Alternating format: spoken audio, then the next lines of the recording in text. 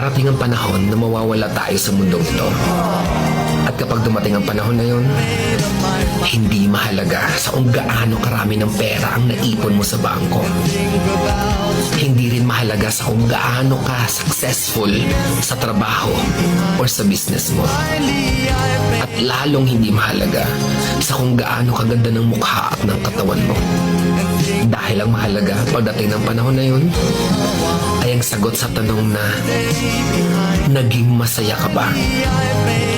Nagawa mo ba ang kagustuhan ng puso mo kahit pag-gaano ka malito sa mata ng mundo? Dahil sa huli naman, ikaw naman magdadala ng mga memories na yon sa libingan mo. Hindi naman ang mga tao sa paligid mo.